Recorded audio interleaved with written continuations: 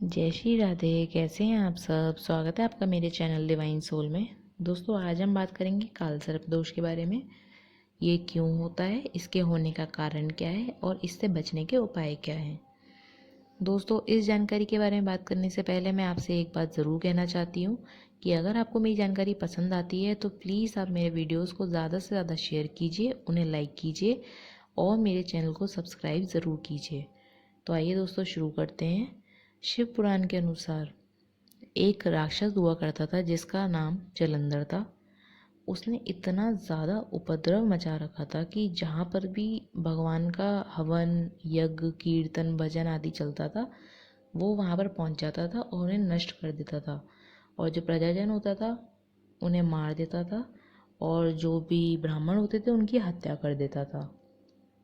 ये सब देखकर जो देवता थे वो इतने भयभीत हो गए थे कि वो सब भगवान नारायण की शरण में गए और भगवान नारायण से सहायता मांगी। तब भगवान नारायण ने कहा कि जलंधर का वध तो अनिवार्य है, परंतु उसका वध किया नहीं जा सकता क्योंकि जो उसकी धर्म पत्नी है वृंदा, उसकी पत्नी का नाम वृंदा था, वो बहुत ही ज़्यादा धर्मात्मा थी, हमेशा धर्म के मार्ग पर चलती थी।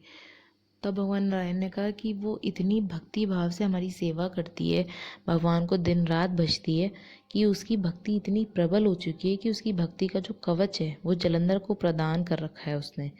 और उसकी वजह से जो जलंधर है उसे कोई भी क्षति नहीं पहुंच सकती, ना ही उसका वध किया जा सकता है।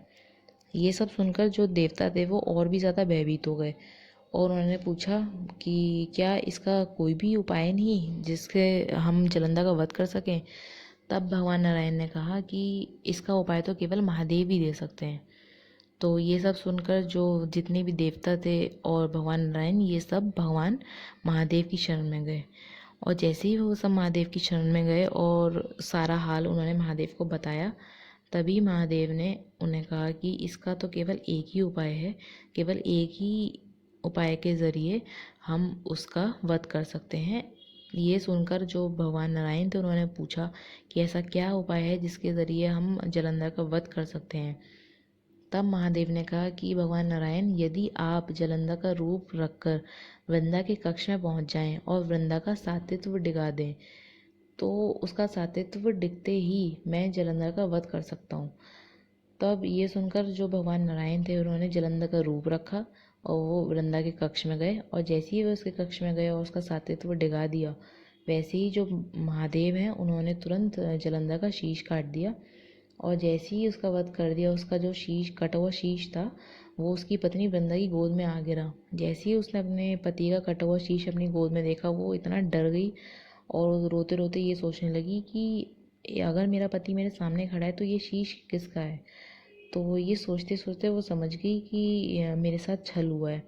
और एकदम से जो भगवान नारायण थे वो अपने असली रूप में आ गए थे। तब उसने रोते रोते भगवान नारायण को श्राप दिया कि दिन रात आपकी इतनी सेवा करने के बाद, दिन रात मैंने आपकी इतने भक्ति भाव से और इतने सच्चे मन से आपको पूजा, उसके बाद भी आपने बिल्कुल पत्थर दिल होकर मेरा सातित्व डिगा दिया। तो मैं आपको श्राप देती हूँ कि आज से आप पत्थर के हो जाएंगे। और दोस्तों, आप सब जानते हैं कि हम भगवान नारायण को उनके एक और रूप में पूजते हैं जो कि शालिग्राम जी हैं, जो कि पत्थर स्वरूप हैं। तभी वहाँ महादेव आ गए और महादेव को देखकर उसने रोते रोते कहा कि आपने मेरे पति का वध किया है, इसलिए अब से मैं तुलसी का पौधा बनूंगी और आप मेरे ऊपर कभी भी आपका चढ़ाया हुआ जल नहीं चढ़ेगा और ना ही मैं तुलसी आप पर कभी चढ़ूंगी। अगर किसी ने भूल से भी मुझे आपके ऊपर अर्पित कर दिया या आपका चढ़ा हुआ जल मेरे तुलसी के क्यारे में डाल दिया तो उसे काल सर्पदोष लगेगा। तो दोस्तों, ये जो पहले के लोग होते थे, इनके घर मतलब जो महल होते थे वो इतने बड़े होते थे, उसमें कहीं ना कोई बगीचा तो होता ही था। या जो कुटियाँ होती थी उनके बाहर किसी ना किसी तरीके की मिट्टी वाला एरिया या फिर कोई ना कोई बगीचा ऐसा होता था जहाँ पर वो भगवान को स्नान कराने के बाद उनका जो जल था वो वहाँ पर डाल दिया करते थे या किसी अन्य पेड़ पौधों में डाल दिया करते थे। पर आजकल हम अपने घर के जो गमले हैं, यानी जो तुलसी माता होती हैं, हम इतने आलसी प्रवृत्ति के लोग हैं कि हम जो भगवान को नहलाने के बाद जो उनका जल होता है वह सीधा जाकर तुलसी की क्यारियों में अर्पित कर देते हैं, जिसकी वजह से हम काल सर्प दोष के भागी बन जाते हैं।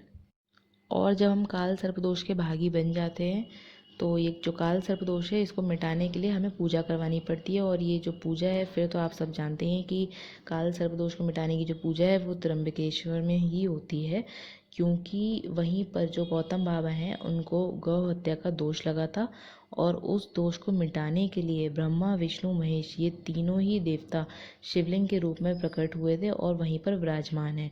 पूरी दुनिया में ऐसा कोई भी तीर्थ नहीं है जहाँ पर ये तीनों देवता शिवलिंग के रूप में विराजमान हों, इसलिए इनका नाम त्र्यंबकेश्वर पड़ा।